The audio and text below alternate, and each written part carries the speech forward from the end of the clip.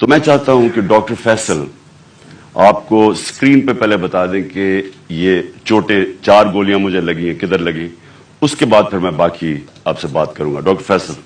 अस्सलाम वालेकुम। मैं एक्सरे और उनके जो कुछ इमेजेस हैं उनके जरिए, सीटी स्कैन के इमेजेस के जरिए बताने की कोशिश करूंगा कि जो खान साहब को चोटें आई हैं उनकी क्या नौयत है और वो एक्सरे और स्कैन में किस तरह से नजर आ रही हैं। आपको सबसे पहले तो आपकी तवज्जो इस तरफ दिलाता हूँ जिसकी यहाँ लिखा है राइट थाई। ये एक्सरेज हैं दो, और ये दोनों जो हैं ये दाईं टांग के हैं। टांग का जो ऊपर वाला हिस्सा होता है ये साइड से है, जिसको लैटरल व्यू बोलते हैं, और ये सामने से है। आप देख सकते हैं कि यहाँ 2 1 और 2, और ये वही 2 आपको 1 और 2 सामने से नजर आ रहे हैं, टुकड़े या गोलियां जो हैं। ये अगर हम फिर टांग के निचले हिस्से पे चलें तो आपको 2 अलावा उसके टुकड़े और गोलियां नजर आ रही हैं, एक ये और एक ये दूसरी वाली। और आप नोट करेंगे ये जो दूसरा है इसमें टिबिया को, ये जो हड्डी है टांग की निचली जो, इसको टिबिया बोलते हैं, इसके ऊपर इसने यहाँ से डैमेज किया। और जब आप साइड व्यू देखें तो वाज़ेह तौर पे नजर आता है कि जहां उसने फ्रैक्चर कॉज किया है, यानी हड्डी का टुकड़ा उखेड़ा है उससे। फिर ये जो है ये बाईं साइड है, लेफ्ट थाई के एक्सरेज हैं। यहाँ भी आप नोट करेंगे कि ये छोटे छोटे कुछ टुकड़े हैं जो एक, बल्कि जो पटाला, ये जो छोटी हड्डी होती है सामने घुटने के, उसके भी साथ है। ये निस्बतन छोटे थे और इन्होंने शुक्र है बाईं साइड के ऊपर कोई फ्रैक्चर कॉज नहीं किया। अच्छा, उसके अलावा जो हम आपको दिखाना चाहते हैं वो ये कि ये फिर से दाईं टांग नजर आ रही है, और ये जो बुलेट है या जो इसका फ्रैगमेंट है उसके साथ ये फ्रैक्चर हुआ वाज़ेह तौर के ऊपर नजर आ रहा है, ये दाईं साइड। अच्छा, इसी तरह मैं जो बहुत अहम बात है आपको दिखाना चाहता हूँ वो ये कि इस स्कैन के अंदर ये जो आपको ये दाईं टांग है और ये जो लकीर नजर आ रही है ये यूं चलती हुई, ये वाली, ये दाईं साइड की मेन जो आर्टरी होती है, शरेयान है ये, और उसके आप देख सकते हैं कि इधर और उसके बिल्कुल करीब दूसरी तरफ जो बुलेट के फ्रैगमेंट्स हैं वो नजर आ रहे हैं। इससे वाज़ेह होता है कि ये जो हमारी मेन आर्टरी गुजर रही होती है, शरेयान गुजर रही होती है, उसके कितने करीब ये टुकड़े मौजूद हैं। एक्सप्लेन तो करें ना। इसका ये जो बड़ी शरेयान होती है टांग की, जाहिर है उसने पूरी टांग को ब्लड सप्लाई करनी होती है, उसके जरिए बहुत सारा खून जाता है, और खुदा न खास्ता अगर इस शरेयान को कोई इंजरी हो या ये कट जाए तो फिर बहुत तेजी से ब्लीडिंग होती है। और आपको मैंने दिखाया बड़ा वाज़ेह तौर पर साफ नजर आ रहा है कि ये उस शरेयान, उस आर्टरी के कितना करीब ये टुकड़े मौजूद थे। इनको निकाल दिया गया सर्जरी के जरिए दाईं तरफ से, और 4 फ्रैगमेंट या टुकड़े जो हैं इधर से निकाले जा चुके हैं, और वो जिसे कहते हैं हमारे पास मौजूद हैं। और बाईं तरफ से कोई हमें टुकड़ा निकालने की जरूरत इसलिए नहीं पड़ी कि वो किसी मेजर स्ट्रक्चर को टच नहीं कर रहे थे या खतरा नहीं डाल रहे थे, ये पोटेंशियली खतरा नहीं डाल रहे थे। तो ये जो 4 फ्रैगमेंट हैं उनकी तस्वीर भी आपको दिखाई है, स्कैन्स भी, और उनकी जो नौयत है और उनका खतरे की नौयत है वो भी आपके सामने मैंने रखी है। बहुत शुक्रिया। गिर जाएगा, इसको धक्का नहीं देना।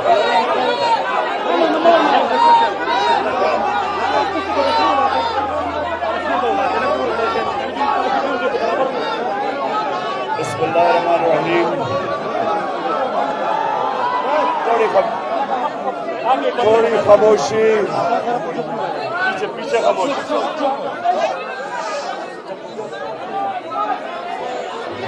ये जरा नीचे। अच्छा, बिस्मिल्लाहिर्रहमानिर्रहीम। आज बैठ जाओ मेरे भाई, बैठ जाओ। आज मैं कराची बार का आज शुक्रगुजार हूं कि आज आपने मुझे दावत दी यहाँ, और वो टाइम जब मुल्क की तारीख का सबसे फैसला कुन वक्त है। इसको नीचे करो ना, नीचे करो उसको।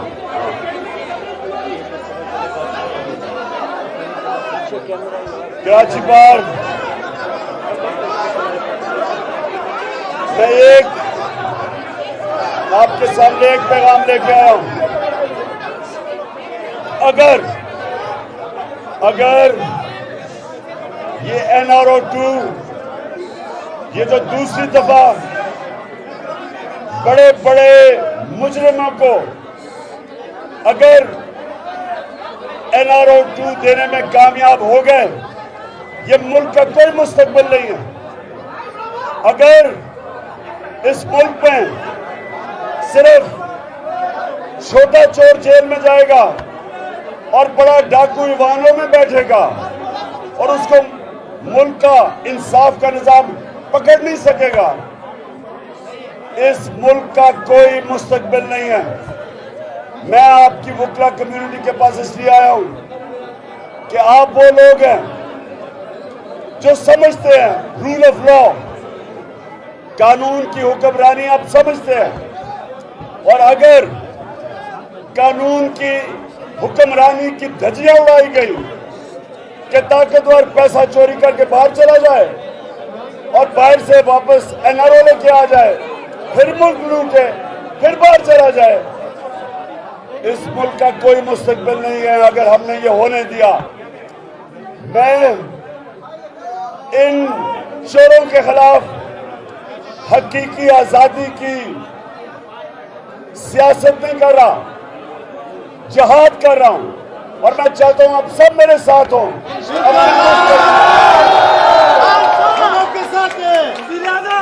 और इंशाअल्लाह मेरे जो पाकिस्तान की लीगल कम्युनिटी है, जो हमारे इस मुल्क के वकला हैं, इंशाअल्लाह वो अब जिस तरह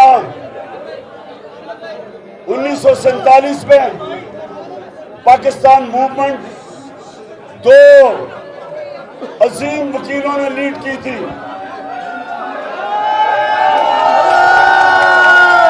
ये वक्त आ गया कि हकीकी आजादी के लिए मेरे सारे पाकिस्तान के वकला खड़े हों, रूल ऑफ लॉ के लिए, इंसाफ के लिए। और ये जो डाकू पैसा लूट के बाहर NRO के लिए वापस फिर लूटो और फिर बाहर, इस बारी अगर ये कामयाब हो गए, मैं फिर से कहता हूं हमारे मुल्क का कोई मुस्तकबिल नहीं है। और मैं ये उम्मीद रखता हूं कि आप सारे मेरे साथ चलेंगे अपने मुल्क के लिए, पाकिस्तान के लिए।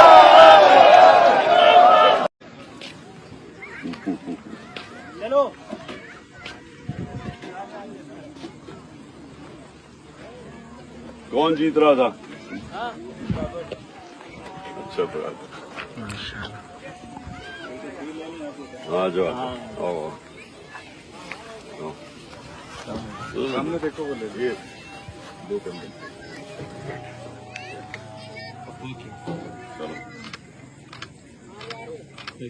Thank you sir.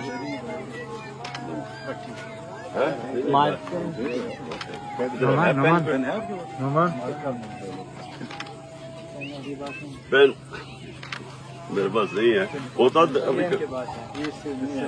जीता है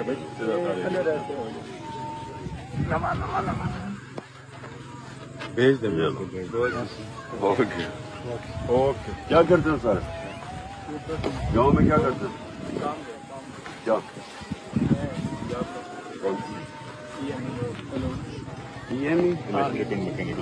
अच्छा। और तुम? बस ठीक है। बाकी क्या करते?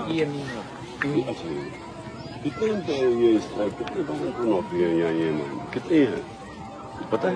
ठीक कितने? ओके, आपके मीटिंग्स का बताएं। मीटिंग्स मैं आपके लोग वेट। अच्छा, लोग वेट कर रहे हैं। हेलो, क्या अच्छा बच्चों के आने ही था। उधर जो बात हो रही है सर, तो कह रहे हैं कि मीटिंग है सर, मतलब लोग वेट कर रहे हैं। पहुंचेंगे कैसे? बस सर अभी राजा विचारों की गाड़ी आ रही है सर घर के पास इधर ही है। आने दो ना, तंग करो बच्चों को, आने दो। ये इधर पीछे होते। हाँ जी। अच्छा पहले बताओ, स्कूल में पढ़ते हो? किधर है स्कूल? दायरे में खड़े हो। इमरान खान जिंदाबाद, इमरान खान जिंदाबाद, मेरी जान जिंदाबाद। तो स्कूल में पढ़ते हो? किधर? यहाँ है स्कूल? कौन सा वाला स्कूल है?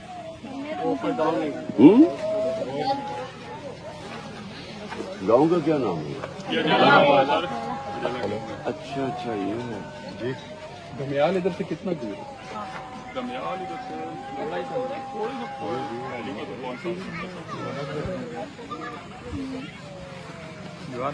तो यहाँ से क्रिकेट बनने का किसको शौक है? कौन बन? तुम खेलते हो? अच्छा, कोई क्लब क्रिकेट खेलते हो? ये इसके अलावा क्लब पहले खेली है थोड़ा टाइम, अच्छा। में जॉब की वजह से कोई टाइम आ जाता है कि आदमी को पैसा कमाना होता है घर के लिए। अच्छा और बताओ, किस पार्टी के साथ हो तुम? पहले मुझे बताओ।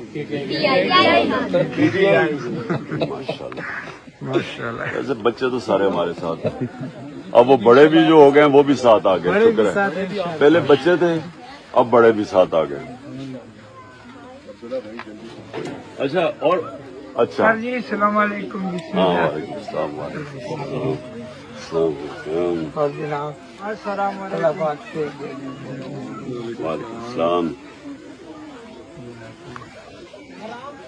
अच्छा मैं तो इधर सब एक ही स्कूल में जाते हैं या मुख्तलिफ स्कूल है? मुख्तलिफ स्कूल है।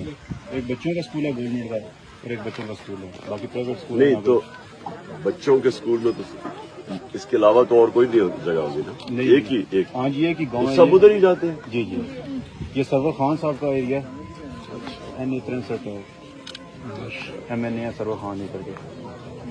अच्छा ये वो पहले निसार का भी था ना? जी जी जी। सारी दुनिया में इस वक्त पाकिस्तान का मजाक हो रहा है। लीगल एक्शन लूंगा। जो पुलिस वाले जिम्मेदार थे IG और DIG, और दूसरी कि मैजिस्ट्रेट जिसने तशद्दुद होते हुए उसको वापस भेज दिया पुलिस के पास। अब इसके ऊपर अगर लीगल एक्शन मैं कह रहा हूं लूंगा और उसके ऊपर मेरे ऊपर दहशतगर्दी का केस लग जाता है, आप खुद सोच रहे हैं कि दुनिया में ये कितना बड़ा मजाक उड़ा है। सारी दुनिया के अंदर हेडलाइन न्यूज गया है। पाकिस्तान को ऐसे लगा जैसे कोई बनाना रिपब्लिक है कि यहाँ कोई कानून है ही नहीं, जो मर्जी जिसके ऊपर कर दो। और वो आदमी जो सबसे बड़ी पार्टी का हेड है उसको इसके ऊपर गिरफ्तार करने की कोशिश करें इस केस के ऊपर। तो मुझे अब कोई उम्मीद नहीं है इलेक्शन की, और इंशाल्लाह मैं मेरे ख्याल में जुमे को मैं अनाउंस कर दूंगा अपनी डेट लॉन्ग मार्च की। जुमे को अनाउंस कर दूंगा किस दिन निकल रहे हैं। अगर खान साहब को गिरफ्तार करने का कोशिश किया आपने तो मैं आपको बता दूं पूरा पाकिस्तान सील होगा और खूनी जंग होगा, और इसका जिम्मेदार शहबाज शरीफ और जरदारी फजल रहमान होगा। याद रख। कसम मैं कह रहा हूँ भाईजान कि ये तो आप पुलिस की बात कर रहे हैं, मैं कहता हूँ कि रेंजर को भी बुलाओ, आर्मी को भी बुलाए, SSG कमांडो को भी बुला ले, मगर ये इमरान खान हमारी रेड लाइन है, और जो भी इस रेड लाइन को छूने की कोशिश करेगा तो वो समझ ले कि वो इस दुनिया से भी खराब हो गया। इमरान खान को नाहिल किया जाए, और दूसरी कोशिश कर रहे हैं। 4 लोगों ने बंद कमरे में फैसला किया मुझे मरवाने का, और वो लोग अभी भी उस साजिश पर लगे हुए हैं। दोनों मरियम को और जावेद लतीफ को प्रेस कॉन्फ्रेंस करवाई। इमरान खान उसने मजहब की तौहीन की है। इनकी कोशिश है कि इसकी वजह से अगर कोई भी मेरे ऊपर वारदात हो तो कहेंगे जी मजहबी जुनूनी ने कर दिया, कोई दीनी इंतहा पसंद है इसको मार दिया। ये इनका प्लान है। लेकिन मैं आज आप सबको कह रहा हूं, सारे पाकिस्तान में मैं फिर रहा हूं, मुझे अपनी जान से ज्यादा मुझे पाकिस्तान की आजादी की फिक्र है। मैं आजाद देखना चाहता हूं। कोशिश करूंगा कि कोई ऐसी बात ना करूं जो पहले हो चुकी है। देखें, पिछले 5 से 6 माह पाकिस्तानी कौम ने बहुत कुछ देखा है और बहुत कुछ सुना है और बहुत कुछ उन्हें सुनाया गया है। सबको पता है कि हमारे इदारों का किरदार रहा है पाकिस्तान की सियासत में पिछले 75 साल से, और गोया आज जो प्रेस कॉन्फ्रेंस है उसके अंदर इस चीज़ को तस्लीम भी किया गया है। लेकिन लोगों को ये बताया गया कि 7 मई को जो मरासला आया, और मैं सबसे पहले ये बात आपको बता दूं कि नेशनल सिक्योरिटी काउंसिल के अंदर शाह महमूद कुरैशी साहब भी मौजूद थे, मैं भी मौजूद था, डॉक्टर शीरी मजारी और असद उमर साहब भी मौजूद थे, और हमारी मौजूदगी में फॉरेन सेक्रेटरी ने एक बात कही थी कि मेरी 30 से 40 साल सफारती करियर में पाकिस्तान को ऐसा मरासला मैंने कभी आते नहीं देखा। मैं ये भी आपको बताता चलूं कि जो जो बातें उस मिनट की गई हैं, अगर उनमें से कोई एक बात भी ऐसी मिनट की गई है जो वहाँ नहीं हुई थी या गलत थी, तो बताएं कि मिनट्स में ये चीज़ जो है ये गलत थी। सिर्फ इल्ज़ाम लगा देना मैं समझता हूँ कि ये मुनासिब बात नहीं है। इल्ज़ाम अगर लगाया गया है तो फिर स्पेसिफिकली साथ उसका हवाला भी दिया जाए कि कौन सी बात मिनट के अंदर जो है उसको गलत लिखा गया। तो पाकिस्तानी कौम को ये बताया गया कि ये महज एक इत्तेफाक है कि 7 मई को एक मरासला आता है, और उस मरासले में जो स्क्रिप्ट लिखी गई है उसी स्क्रिप्ट के मुताबिक इमरान खान को ताकत से और इक़्तिदार से अलहदा कर दिया जाता है। लोगों को ये बताया जाता है कि ये महज एक इत्तेफाक है कि शरीफ ख़ानदान के जितने करप्शन के केस हैं उनके गवाहान जो हैं वो कुदरती मौत का शिकार हो जाते हैं। लोगों को ये बताया गया कि ये जो पाकिस्तान तहरीक इंसाफ के रहनुमा उठाए जा रहे हैं और जो इनको नंगा करके मारा जा रहा है, ये पता नहीं कौन उठा लेता है। लोगों को ये बताया गया कि अरशद शरीफ शहीद, जो कि अनडिस्प्यूटेडली पाकिस्तान का नंबर 1 जर्नलिस्ट था, अनडिस्प्यूटेडली, उसके पाए का जर्नलिस्ट शायद पूरे खित्ते में कोई नहीं है, मैं सिर्फ पाकिस्तान की बात नहीं करता। लोगों को यह बताया गया कि उसके इर्द गिर्द एक ऐसा माहौल बनाया गया कि उसे मुल्क से फरार होना पड़ा और उसको शदीद दबाव में रखा गया, लेकिन फिर पता नहीं उसको कीनिया की पुलिस जो थी वो उसने गलती से मार दिया। तो देखें, बात यह है कि बजाय इसके कि हम बयानियों की जंग करें, हम ये नहीं करना चाहते इदारों के साथ कि आप एक बयानिया चलाएं। हम चाहते हैं कि हकाइक खोल के सबके सामने रख दिए जाएं, यहां तक कि साइफर को भी रिलीज कर दिया जाए जो पब्लिक नॉलेज, और फिर अवाम को फैसला करने दिया जाए आम इंतखाबात के जरिए, और ये मुल्क आगे चलेगा, बढ़ेगा। इधर इंसानी हकूक का तहफ़्फ़ुज़ होगा, इधर आज़ादी सहाफ़त का तहफ़्फ़ुज़ होगा। इमरान खान की बातों को आउट ऑफ कॉन्टेक्स्ट कोट करना, फिर या तो आप पूरा कॉन्टेक्स्ट बताएं ना कि जिसमें वो गुफ्तगू हुई थी, फिर बात पूरी खोलें कि भाई क्या गुफ्तगू हो रही थी जिसमें इमरान खान वो गुफ्तगू कर रहे थे, बजाय इसके कि हम इस कॉन्टेक्स्ट में पढ़ें। मुल्क के पहिए को आगे चलाएं, जमहूरियत के पहिए को आगे चलाएं, इंसानी हकूक को मजबूत करें, इस मुल्क के अंदर जमहूरी रवायात को मजबूत करें। जिस वक्त इमरान खान को हटाया जा रहा था उस वक्त इमरान खान आम इंतखाबात कराना चाहते थे, रोका गया। क्यों रोका गया? आज भी वक्त है, आपने ज़िमनी इंतखाबात करा के देख लिए। आपके अपने सर्वे कहते थे कि इमरान खान हार जाएगा, नहीं हारा। आपने ये 9 इंतखाबात जिसमें वाज़े तौर पे सिलेक्ट की गई वो सीटें जहां पे बड़ी कम मार्जिन से इमरान खान हारा, और पीडीएम की सारी जमातों के कुल मिला के वोट जो थे वो पीटीआई से ज्यादा थे, उनको केयरफुली सेलेक्ट करके वहां पे इंतखाबात कराए गए। इमरान खान नहीं हारा, तो लिहाजा अवाम, क्योंकि इमरान खान अकेला नहीं है, अब इमरान खान के पीछे अवाम है, लोग शदीद गमो गुस्से में हैं, लोगों को शदीद तहफ़्फ़ुज़ात हैं इस वक्त जो मुल्क जिसमें जिस तरह हुक्मरानी हो रही है। और इसका एक सादा सा हल है कि आप आम इंतखाबात कराएं, और जो भी लोग क़यादत मुंतखब करते हैं, चाहे वो हमें करते हैं या किसी दूसरे को करते हैं, हम उसे तस्लीम कर लेंगे। तो इसमें क्या जिद वाली बात है? मैं समझता हूं कि इसमें ये इदारे भी हमारे इदारे हैं, ये फौज भी हमारी फौज है, और ये इसके साथ मैंने भी काम किया FATF के अंदर। ये बेहतरीन इदारे हैं, बेहतरीन लोगों पर मुश्तमिल है ये फौज और हमारे जो सिपाही और हमारे ऑफिसर्स हैं। लेकिन ये जो क़यादत का हक किसको है, और ये इसको आप देखें, अवाम के हवाले छोड़ दें, और जिस दिन आप ये फैसला कर लेंगे, आप यकीन माने कि ये कौम इंशाअल्लाह ताला तरक्की करेगी। कल मैं आखिर में ये बात करना चाहूँगा कि हमारे इंतज़ामात बिल्कुल मुकम्मल हैं। कल पाकिस्तान की तारीख की सबसे ज़बरदस्त और सबसे शानदार लॉन्ग मार्च होगी, और पूरी दुनिया, सिर्फ पाकिस्तान नहीं, पूरी दुनिया एक जिंदा कौम का नज़ारा देखेगी इंशाअल्लाह।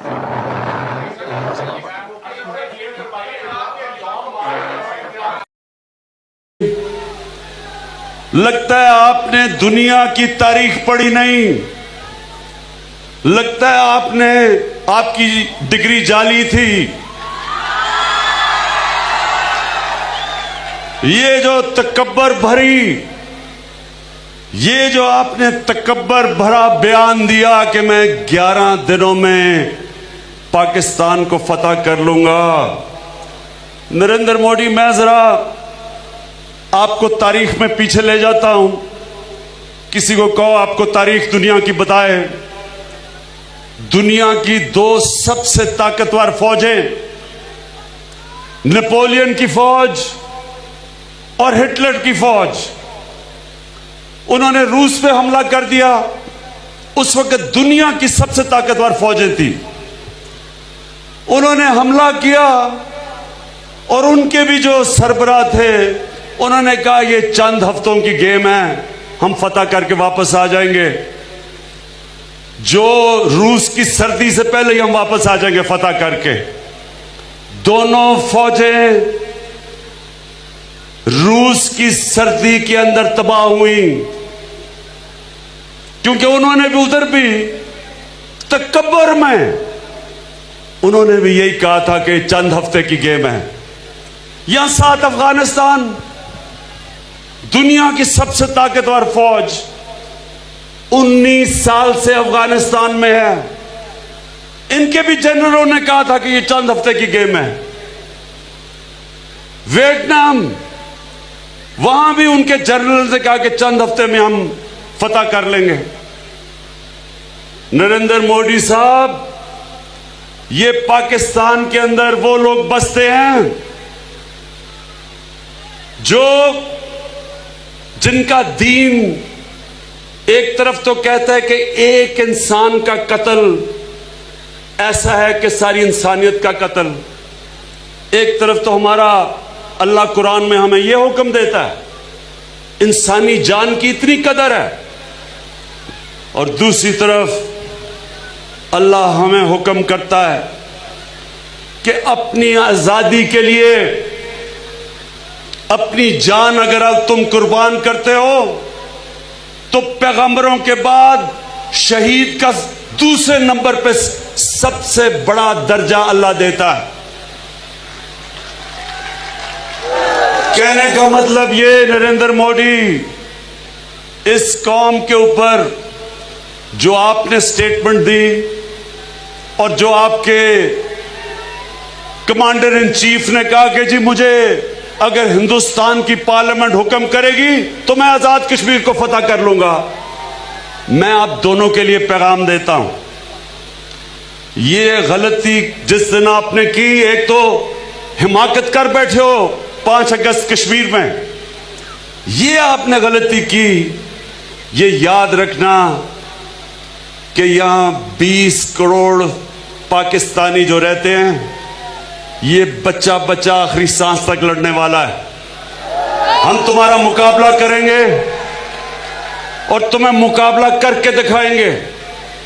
ये जो हमारी पाकिस्तान की फौज है, इसने जो दहशतगर्दी की जंग जीती, बड़ी बड़ी फौजें, ज्यादा हथियार, ज्यादा पैसा, वो उस तरह की दहशतगर्दी के खिलाफ जंग नहीं जीत सके जो हमारी पाकिस्तानी फौज ने जीती है। ये फौज मंजी हुई फौज है, बैटल हार्डेंड है। यहां लोग अल्लाह के अंदर ईमान रखने वाले हैं। अल्लाह कहता है मेरे मीरपुर के पाकिस्तानियों, कश्मीरियों, अल्लाह कहता है कि मैंने मुंतखब किया है जिस दिन तुमने इस दुनिया से जाना है, ना 1 मिनट आगे ना 1 मिनट पीछे।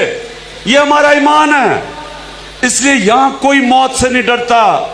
यहां हम किसी किस्म, ये पुरअमन मुल्क है, लेकिन अगर तुम्हें ये देखा कि हिंदुस्तान में पहले तो आपने ये जो कानून बनाए हैं, रजिस्ट्रेशन एक्ट और सिटीजन एक्ट, इसकी वजह से अगर हिंदुस्तान के लोगों के अंदर आपके खिलाफ नफरत बढ़ गई है, लोग आपके सामने खड़े हो गए हैं, मुजाहरे हो रहे हैं, तो अगर आपने इस गलत फहमी में यह समझा कि मैं पाकिस्तान के ऊपर कोई एक्शन लेके अपना हिंदू बेस को ऊपर लेके आऊंगा, मोदी इस गलत फहमी में ना रहना।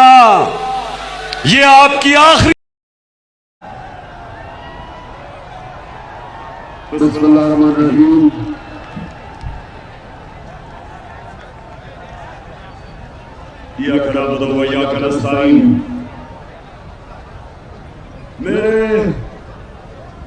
रावाली के अजीम पाकिस्तानियों,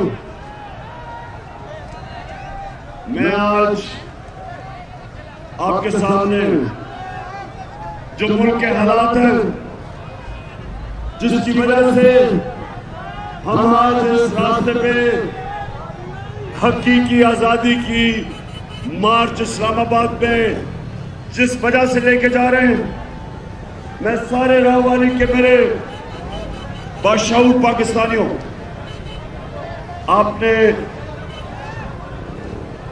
मेरी ये जो बात गौर से सुननी है, क्योंकि मैं चाहता हूं कि जब मैं इस्लामाबाद पहुंचूं और मैं आपको कॉल दूं तो आपने मेरे साथ मुझे इस्लामाबाद में मिलने के लिए इस मुल्क की हकीकी आजादी की जहाद लड़ने के लिए आपने सबने मेरे पास आने हैं। अब पहली वजह क्या है? पहली वजह ये, जरा गौर से अभी मेरी बात सुना, पता नहीं रावाली मेरी कब आपसे मुलाकात होगी इसके बाद, तो गौर से मेरी बात सुने। सबसे पहले एक चीज अपने ज़हन में डाल लें कि जब तक एक माशरे के अंदर इंसाफ नहीं होता वहां खुशहाली नहीं आती। ये ज़हनों में डाल लो कि इंसाफ का मतलब क्या, कि सारे शहरी कानून के सामने एक बराबर होते हैं।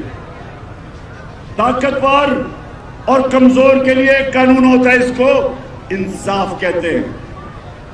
पहले समझ है इंसाफ क्या होता है। इंसाफ का मतलब हर शहरी के जो हुकूक होते हैं उनकी उस मुल्क की अदालतें हिफाजत करती हैं। और मेरे नबी सल्लल्लाहु अलैहि वसल्लम ने मदीना में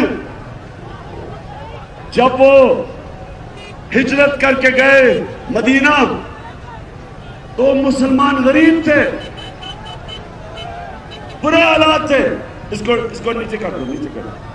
बुरे हालात थे,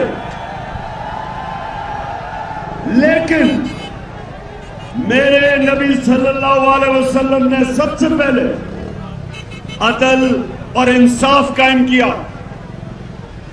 खुशहाली बाद में आई, पहले इंसाफ आया। मेरे सामने सिंगापुर हम जाते थे, गरीब इलाका था, कहां पाकिस्तान और कहां सिंगापुर। हम सबसे तेजी से तरक्की कर रहे थे 50 साल पहले, 55-60 साल पहले। सिंगापुर आजाद होता है, एक उनका लीडर आता है और सबसे पहले इंसाफ कायम करता है।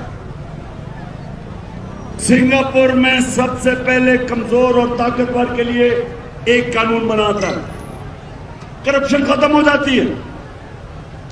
पाकिस्तान आज हमारी औसत आमदनी तकरीबन $2000 है। सिंगापुर और हमारी औसत आमदनी 55 साल पहले एक ही जितनी थी, क्योंकि सिंगापुर में इंसाफ कायम किया।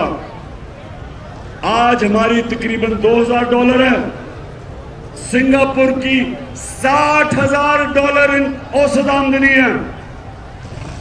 आगे निकल गया क्योंकि उसने रहमतुल आलमीन मेरे नबी सल्लल्लाहु अलैहि वसल्लम सब इंसानों के लिए रहमत बन के आए थे। जो भी उनके रास्ते पे चलेगा, चाहे वो मुसलमान हो या ना हो,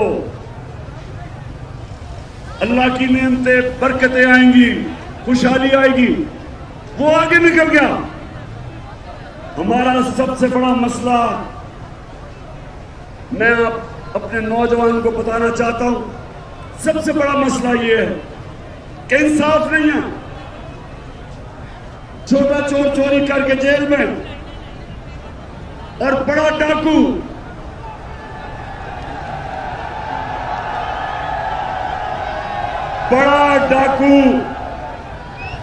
जूते पॉलिश करते करते चेरी ब्लॉसम आज प्राइम मिनिस्टर बन गया। जरा ये जरा सुने। और क्योंकि मेरे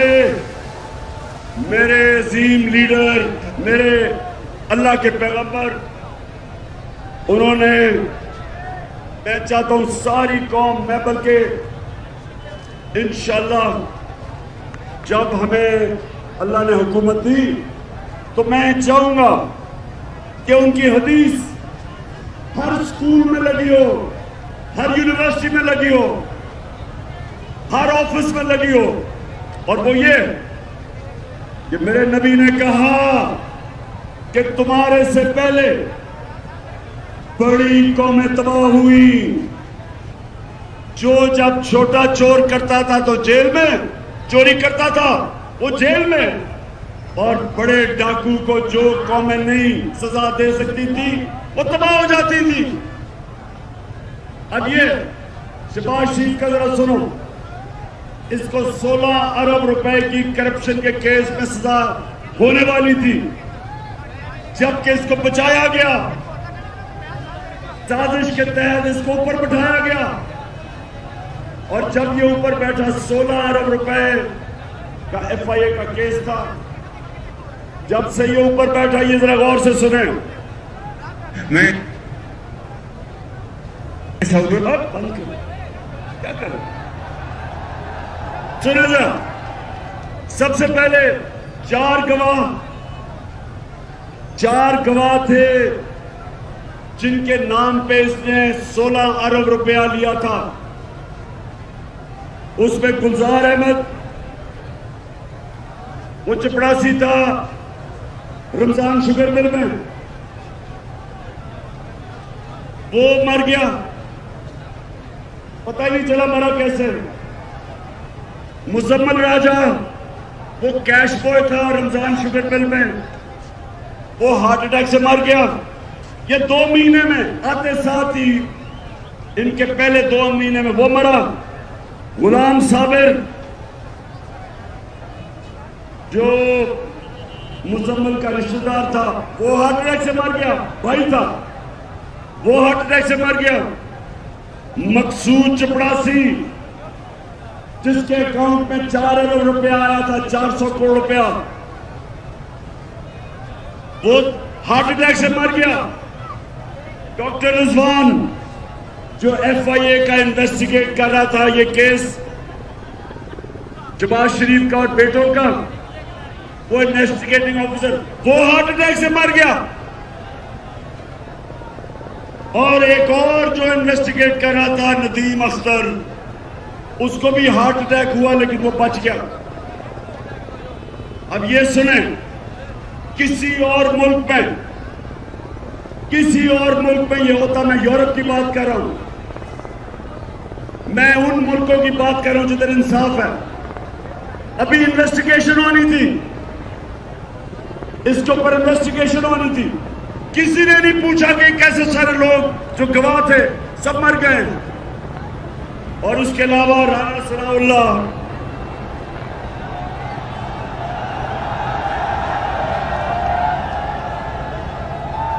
राना सनाउल्लाह का एक ऑफिसर करप्शन में इन्वेस्टिगेट कर रहा था, उसका नाम था इमरान रजा। पता चला जी वो खुदकुशी उसने कर दी है, कोई इन्वेस्टिगेट नहीं हुआ। मैं ये आपके सामने क्यों कह रहा हूं कि कभी भी हमारा मुल्क तरक्की नहीं कर सकता जब तक यहाँ इंसाफ ना हो, जब तक ताकतवर को कानून के नीचे ना लेके आए। मैंने 3.5 साल जो मैं इक़्तिदार में था, पूरी कोशिश की कि बड़े बड़े इस मुल्क के जो मुजरिम और डाकू जो 30 साल से इस मुल्क को लूट रहे थे, मैंने पूरी कोशिश की कि किसी तरह इनको सजा हो।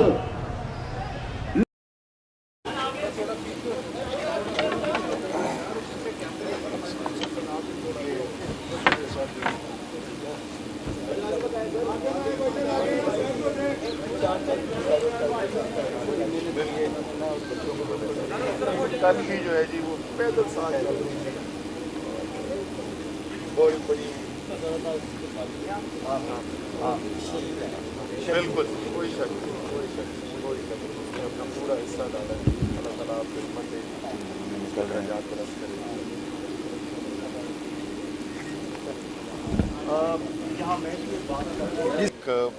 हमारी रिपोर्टर चैनल की जो सदफ नईम जो कि कवर कर रही थी इस लॉन्ग मार्च को और बड़ी प्रोफेशनल और मेहनत के साथ कवर कर रही थी, वो साथ साथ जिस वक्त ये हादसा हुआ उससे पहले भी पैदल उसके साथ थी और जो एक प्रोफेशनल की जिम्मेदारी होती है वो पूरी तरीके से उसको अदा कर रही थी।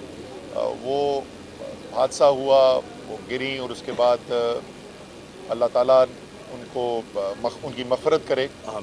उनकी फैमिली से अभी मिलने के लिए आए हुए थे, उनके शौहर जो हैं उनके बच्चे उनसे मिले हैं और जो बच्चों से मैं बात कर रहा था सबसे जो मुझे बात अच्छी लगी कि उनकी बेटी बता रही थी कि माँ की सबसे बड़ी ख्वाहिश ये थी कि मैं यानी कि बेटी वो ज़्यादा से ज़्यादा तालीम हासिल करे। तो इसका मतलब एक बहुत ही बाशऊर खातून थी। अल्लाह ताला उनके दर्जात बुलंद करे और क्या कह सकते, जो उनका नुकसान हो गया वो तो कोई पूरा नहीं कर सकता। अल्लाह ताला हिम्मत दे, बस सिर्फ मैं इतना ही कहना चाहता था। अच्छा भाई, वालिद साहब बच्ची के ना वालिद साहब सदफ के वालिद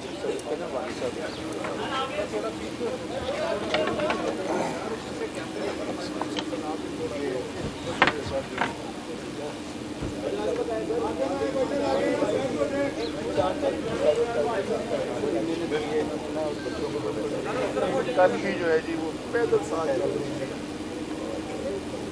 बहुत बड़ी।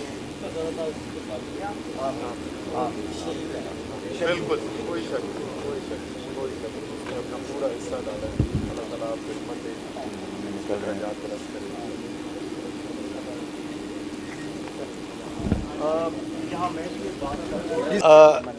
जिस दिन से हमारा ये लॉन्ग मार्च स्टार्ट हुआ है, मरहुमा सदफ नईम जो थी वो तकरीबन कंसेक्टिव 4 दिन उन्होंने कवरेज की है। और मैं एंड पे ये कहना चाहूँगा कि एक तो अल्लाह ताला उनके दर्जात बुलंद करे, अल्लाह पाक उनको जन्नत में जगह दे, लेकिन एंड पे मैं जो असल बात कहना चाहता हूँ कि जिस दिल के साथ और जिस मेहनत और हिम्मत के साथ वो अपने प्रोफेशन में काम कर रही थी, इंशाल्लाह यकीनन वो शहीद हैं इंशाल्लाह। सर, ये खान साहब ये बताइएगा प्लीज कि कल जिस टाइम पे वो वहाँ पे कवरेज कर रही थी, मुसलसल वो साथ साथ भागती रहीं। पीटीआई के लीडरान जो कंटेनर के ऊपर मौजूद थे वो उनको कहती रहीं कि हमें ऊपर बुलाया जाए। उन्होंने पहले इंटरव्यू जरूर किए थे, लेकिन जब ये हादसा पेश आया तो उन्हें बहुत से लीडरान ने जो है वो ऊपर नहीं आने दिया। क्या आप कहेंगे उन लीडरान का तो मुझे पता नहीं, लेकिन मुझे ये कंफर्म है कि जब अल्लाह माफ़ी दे ये हादसा हुआ तो चेयरमैन फ़ौरन नीचे आए, उन्होंने ख़ुद हालात को देखा और इसी वजह से, मरहुमा की वजह से उन्होंने लॉन्ग मार्च वहीं ख़त्म करके कहा कि अपने अपने घरों को जाए। तहकीकात कराएगी, जबकि वफाकी हुकूमत ने कहा कि ये जिम्मेदारी बनती है, अगर पंजाब नहीं कराएगी तो वफाक कराएगी, इस पे क्या? हाँ, जिम्मेदारी बिल्कुल जिसकी बनती है वो होगा, बट हम उनकी मेहनत को कंट्रोवर्सीज में ना लेके जाएं। इंशाल्लाह वो शहीद हैं और अल्लाह के हुक्म से जिस जज्बे के तहत वो काम कर रही थी, चेयरमैन को जितना हमें दुख है शायद हमारे से यकीन करें ज़्यादा चेयरमैन साहब को दुख है, और इसीलिए वो कंटेनर से नीचे आए, उन्होंने खुद मामलात को देखा और इंशाल्लाह वो मेरा भी उनसे राब्ता नहीं हुआ। तो आ जाए, अल्लाह खैर करे। आज आपको पता है कल जो एक सानिया हुआ है उसकी वजह से आज सारे लाहौर का दिल दुखी से दुख हुआ है हमें। हम सारे आज बहुत दुखी हैं। सदफ के जाने से एक बहुत बड़ा खला आया है उसके बाल बच्चों के लिए। अभी मैं उनकी बच्ची से मिली, अभी उनके मियाँ से मिली। मुझे बड़ी तकलीफ़ इस बात की हुई है कि माँ तो कोई भी नहीं रिप्लेस कर सकता, और उन बच्ची की वो मैं सब्र देख रही थी तो मैं कह रही थी या अल्लाह उसको अल्लाह ताला हमेशा ताकत दे।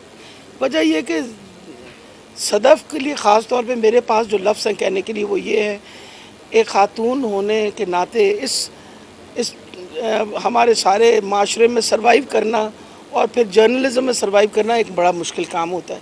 और जिस तरीके से वो इतनी मेहनत करती थी, और मैं कई दफ़ा उसको मैं मना भी करती थी कि बेटा क्यों भाग रही हो, खुदा के लिए अपना ख्याल करो, तो वो कहती थी कि मैडम नहीं, 2 मिनट आप बात मेरी भी सुन लें और मेरे से भी बात कर लें।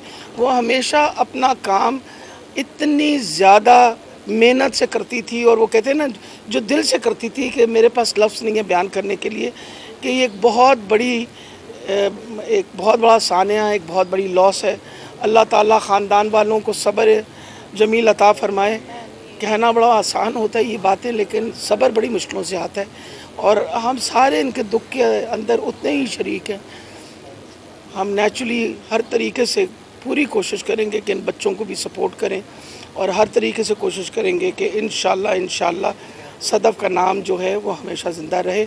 और हमारे लिए मेरा ख़्याल है सबसे बड़ी ये बात ये है कि जिस तरीके से वो बच्ची सपोर्ट करती थी हमारी हर मूवमेंट को, मैं उसका अल्लाह ताला उसको जन्नत फिरदौस में जगह दे और बहुत ऊंचा दर्जा दे। वजह यह है कि ये जो हकीकी आज़ादी की मार्च थी, उसमें उसका जोश व खरोश देख के ना, 2 दफ़ा वो आई, इमरान खान साहब के 2 दफ़ा उन्होंने इंटरव्यू भी किए, और वो तीसरे दिन वो चाहती थी हर दिन मैं कुछ ना कुछ ज़रूर कप्तान से सुन के और बात करके आगे कन्वे करूं। तो अल्लाह ताला उसे गरीक़ रहमत करे, अल्लाह ताला उसके सारे ख़ानदान को सब्र जमील अता फ़रमाए, और अल्लाह ताला उसके बच्चों को उनके मियाँ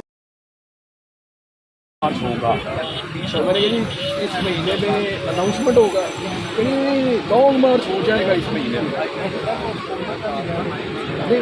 अब वो सितंबर में अनाउंसमेंट होगा, मैं ऐलान करूँगा, वो ऐलान नहीं किया, लेकिन वो कह रही इस महीने में लॉन्ग मार्च होगा।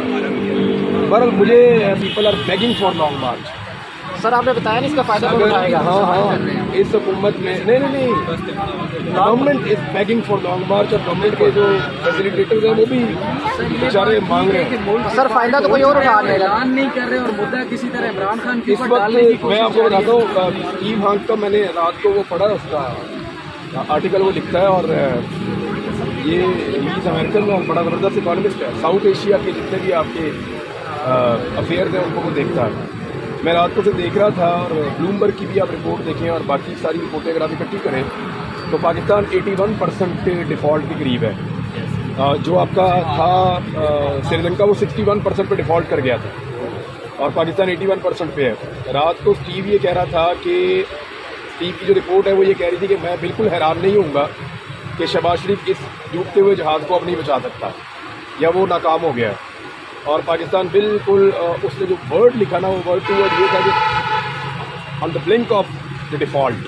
पाकिस्तान बिल्कुल एक किनारे के ऊपर आकर खड़ा हुआ है, किसी वक्त भी पाकिस्तान डिफ़ॉल्ट कर सकता है, खुदा न खास्ता। और उसने कहा ये उसके लिए कोई हैरानकुन बात नहीं है।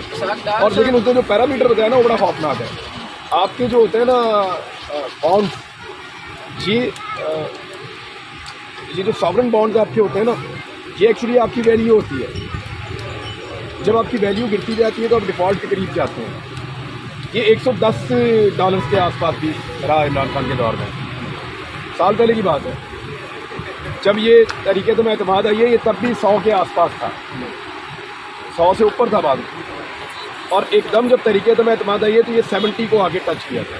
तो हमें लगा था कि ये बहुत ज़्यादा पाकिस्तान के जो बॉन्ड्स हैं वो नीचे चले गए, तो पाकिस्तान को नुकसान होगा।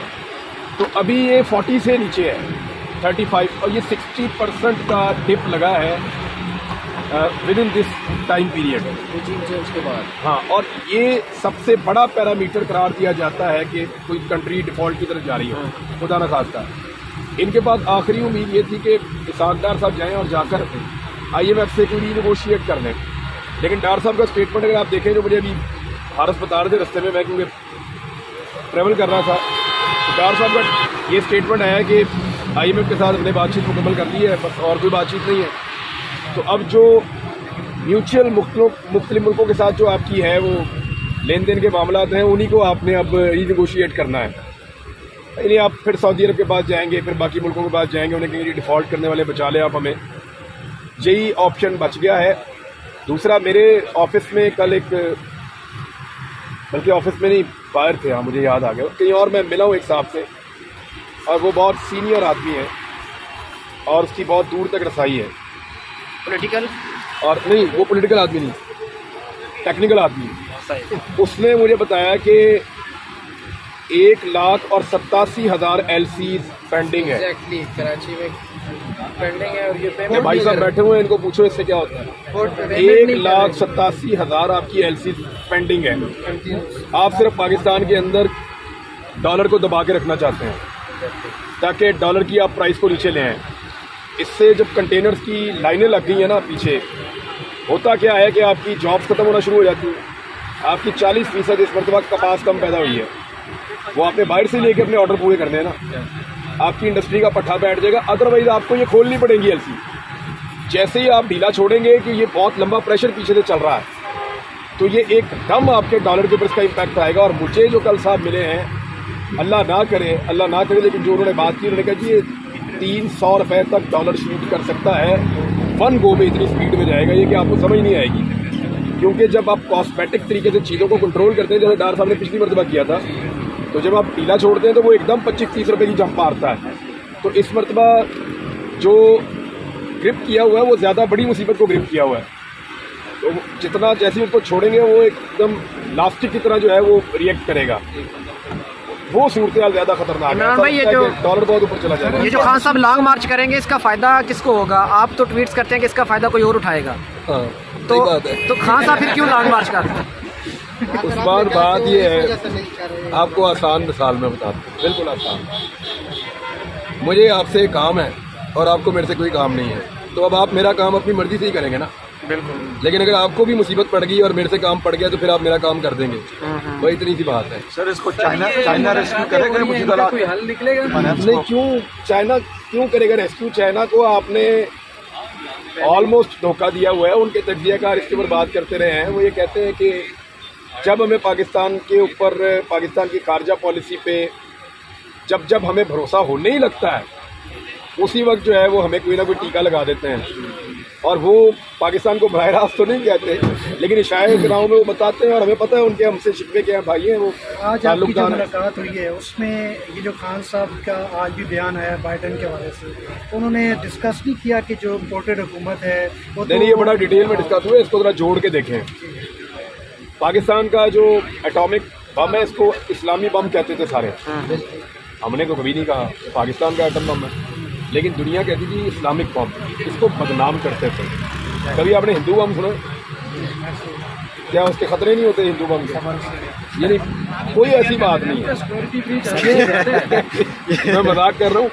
बम ही होता है, चाहे इंडिया के पास हो, चाहे इसराइल के पास हो, चाहे वो किसी और के पास हो, सारे बम ही होते हैं। तो इसको इस्लामिक बम का नाम क्यों दिया?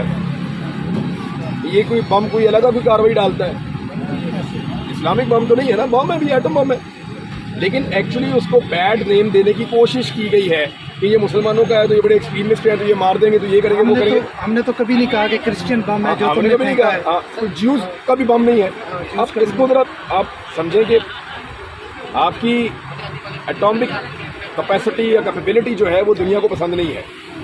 3-4 चीज़ें ऐसी हैं जो पाकिस्तान से दुनिया को हटाने का बड़ा पुराना मिशन। एक, इंडिया के साथ आप अपने तमाम मामला इंडिया की मर्जी के मुताबिक तय कर लें, पहली चीज़। उसमें वो कश्मीर भी है, सिंध के एरियाज भी हैं, और बाकी भी जो उनके साथ सरहदी तनाज़ात हैं वो इंडिया के मुताबिक आप हल कर लें, तिजारत के भी बाकी सब। नंबर 2, उनको चाहिए कि इसराइल के मामले के अंदर आप गुंजाइश पैदा करें और जैसे बाकी अरब मुल्क कर रहे हैं वैसे आप कर लें। नंबर 3, वो ये कहते हैं कि जब आपका इंडिया और इसराइल के साथ झगड़ा ही कोई नहीं है तो फिर आपने ये बम रख के क्या करना है? जैसे उन्होंने यूक्रेन से ले लिया वैसे आप भी छोड़ दें। तो ये उनकी ख्वाहिशात हैं। ये ख्वाहिशात तब तक पूरी नहीं होती जब तक पाकिस्तान खुद मुख्तार है। खुद मुख्तारी तब ख़त्म होती है जब आपकी इकॉनमी डेड हो जाए, जब आप खुदा न खास्ता डिफ़ॉल्ट कर दें। पाकिस्तान बिल्कुल एक आखिरी किनारे पर खड़ा है। उस मौके पर जब पूरी दुनिया ये एनालिसिस कर रही है, अमरीकी सदर का अचानक आना और आकर पाकिस्तान के बारे में ये बयान देना, ये मानी खेत है, ये मजाक नहीं है। सर मेरा सर मुझे एक सवाल बिलावल ने कहा व्हाइट हाउस में वो नेट प्राइस है ना आजकल, वहाँ पे नेट प्राइस ही है नेट प्राइस से अच्छा बिलावल उनको डिफेंड कर सकते हैं, ठीक है। सर जब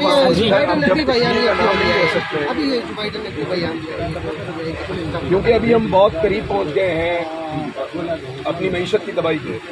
देखें, अमेरिकन ने ना बाद का आप पे जब भी कोई चीज़ उन्होंने आपसे बनवानी होती है ना, तो वो आपको वो मैक्सिमम पोजीशन के ऊपर जाते हैं। वो कभी भी आपसे अगर उनको अगर आपसे 2 चीज़ें बनवानी है तो वो 10 की डिमांड डालेंगे। और आपको याद है एक किताब लिखी थी अमेरिकन ने, जिसमें परवेज़ मुशर्रफ के बारे में उन्होंने कहा था कि हम ये सोच रहे थे कि अगर मुशर्रफ इसमें से इतनी बातें भी मान ले तो बहुत बड़ी बात है, तो मुशर्रफ साहब ने सारी मान ली। सर जब उसामा बिन लादेन का अटैक हुआ उसमें भी वो कह रहे थे हम कॉल करेंगे, जरदारी रिएक्शन देगा, लेकिन वो नहीं दिया। हमने हमेशा उनको हैरान ही किया है। तो फ्लेक्सिबिलिटी इतनी है पाकिस्तान की, तो ये उन्होंने एक पोजीशन रखी है पाकिस्तान के सामने, एक पोजीशन उन्होंने रखी है पाकिस्तान के सामने। सर जी हमारे उससे वो कुछ गेन करने की जो इतनी कंडीशन है इकोनॉमी की, उसी जगह ट्रिब्यून पर एक स्टोरी शाये हुआ है जिसमें बताया गया कि 41 करोड़ रुपए जो है वो इमरान खान के लॉन्ग मार्च को यानी कि उसको कवर करने के लिए मुख्तस किए गए 41 करोड़ रुपए। और सिचुएशन इस्लामाबाद पुलिस को सिचुएशन ये है कि उधर आप डिपार्ट करने वाले हैं, हुकूमत ये काम कर रही है 41 करोड़ रुपए। इसमें कितने घर बन जाएंगे? 41 करोड़ में हम वहाँ पे कोई 500-600 घर बना लेंगे। ज़्यादा बना लेंगे, 500-600 तक 4-5 घर बना लेंगे। 5,000 घर बन जाएंगे, यानी 5,000 घरों का मतलब है कितने लोग अंदर चले जाएंगे अगर 6 बंदे भी आप लगाए तो? अब 30,000 बंदे अंदर चले जाएंगे। इमरान भाई बम के हवाले से ये अपलोड करें फिर दोबारा करते हैं। आर्मी चीफ ने जब अभी काबुल में खिताब किया, कश्मीर का जिक्र ही नहीं किया, और ये सुनने में आ रहा है कि ये इस बारे में कोई अब इंडिया के साथ कश्मीर जो है ना उसका बम हम करेंगे क्या? तो बम हम करेंगे क्या? कश्मीर का जिक्र ना भी हो, कश्मीर हमारे दिल पे लिखा हुआ है। लेकिन सर जी हमारे छोटा सा होप था पीटीआई का, सर जी पीटीआई को इंशाल्लाह चांसेस है कि नहीं? क्या जी चलें जी, खत्म हो गया, पॉलिटिकल पार्टी हमें लोगों ने वोट दी 2018 में इन 2 चोरों के खिलाफ, हम इलेक्शन जीत के आए। ये दोनों बार भाग गए, ये नवाज शरीफ बार भाग गया, इसाक डार बार भाग गया, इनके बेटे बार भाग गए, नवाज शरीफ के, शहबाज शरीफ के दोनों बेटे आज बाहर हैं। क्यों बाहर हैं? क्योंकि ये डरे हुए थे। कर्जे इनके ऊपर इनके दौर के केसेस बने हुए थे चोरी के।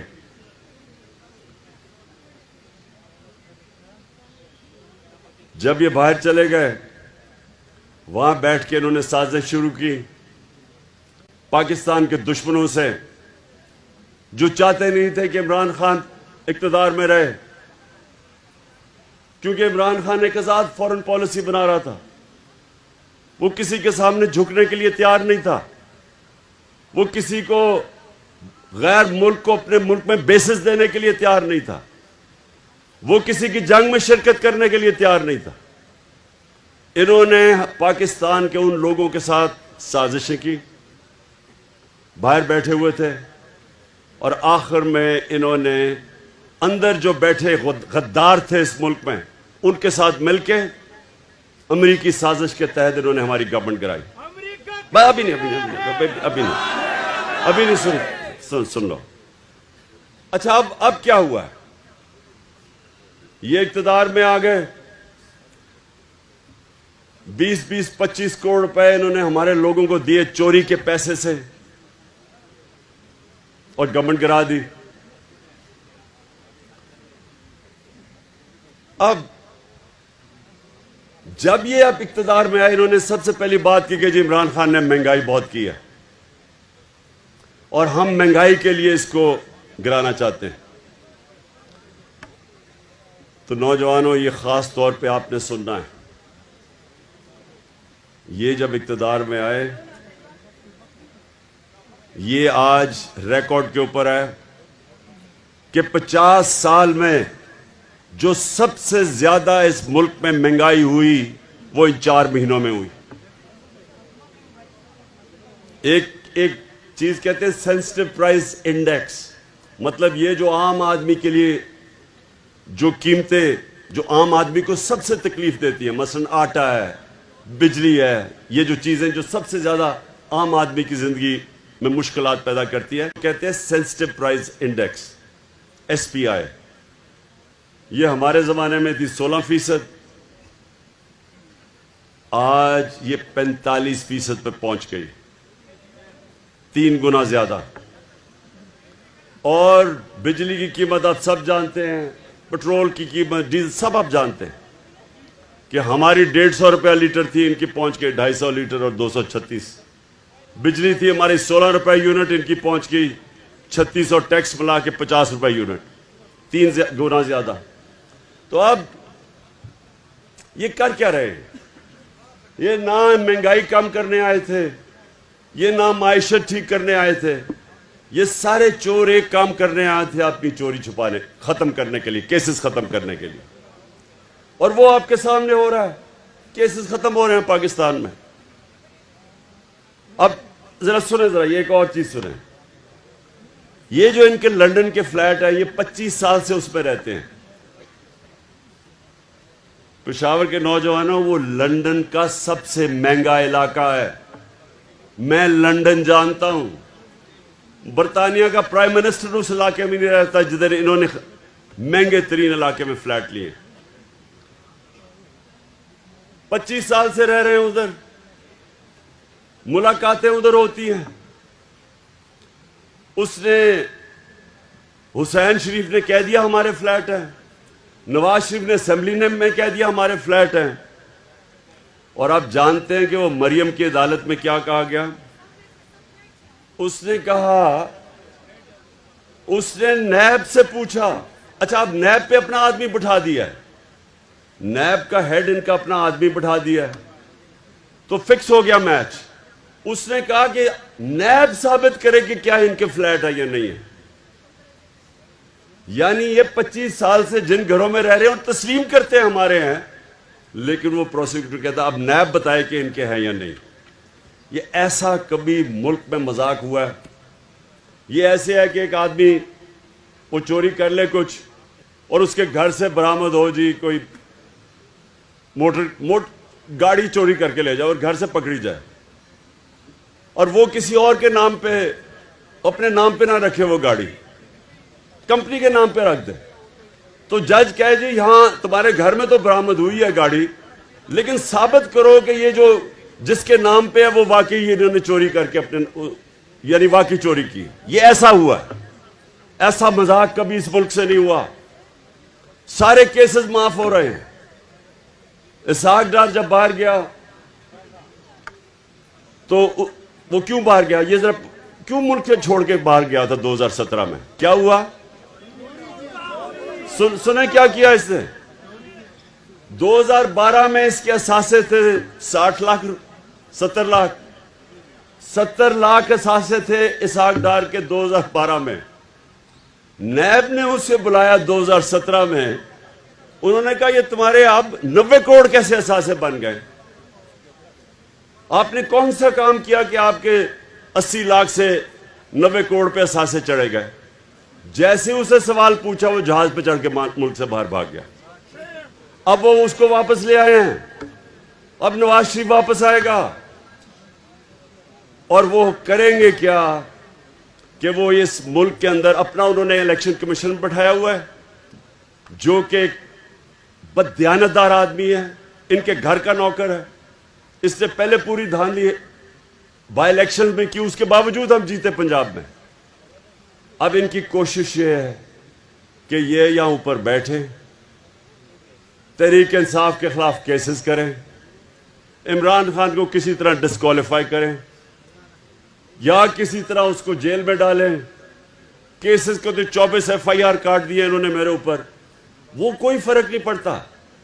लेकिन एक और ना हो ना, बस बस बस ना बस अभी नहीं, अभी मैंने आपसे सवाल पूछ रहे हैं, आपकी कोई भी आपके सवाल हो। अच्छा सुन ले जरा, पहले मैं यहां पर आपको कहने की क्या कोशिश कर रहा हूं, ये जो अब वक्त है ये सियासत का वक्त अब नहीं है। ये अपनी मुल्क की हकीकी आजादी की जिहाद का वक्त है। ये जो अब मैं आपकी तैयारी करवा रहा हूं, ये जो आपकी तैयारी है, ये अपने मुल्क के मुस्तकबिल को बचाने की तैयारी है। ये आप अपने बच्चों की जंग लड़ रहे हैं उनके मुस्तकबिल के लिए। इस वक्त जो मैं आपके पास आया हूं, मैं हर डिस्ट्रिक्ट से, हर एमएनए और एमपी से मैं लिस्टें मांगूंगा कि कितने लोगों को लेके आएंगे वो। मैं आखिर में जब आपके सवाल हो जाएंगे उसके बाद मैं आपसे एक हल्फ लूंगा जाने से पहले। सब ने आपने मेरे साथ हल्फ लेना है जब मैं खत्म करूंगा।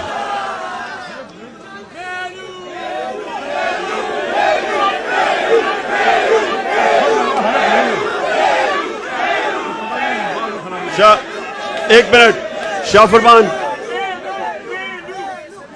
एक मिनट आप सारे पहले हल्फ के लिए तैयार हो जाएं। शाह फरमान पढ़ोगे? अभी मेनू नहीं, अभी नहीं।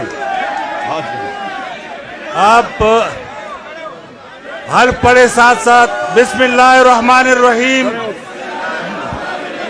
हम अल्लाह को हाजिर और नाज़िर जानकर हल्फ उठाते हैं कि पाकिस्तान की आईन की पासदारी करेंगे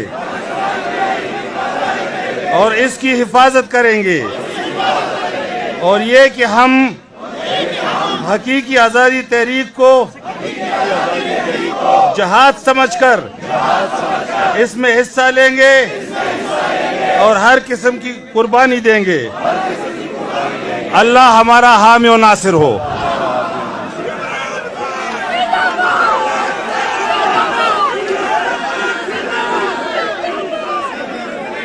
अच्छा जी, खामोशी। 5 सवाल लूंगा मैं, 5। खामोशी ताकि सवाल आ जाए आपके। अच्छा सुने,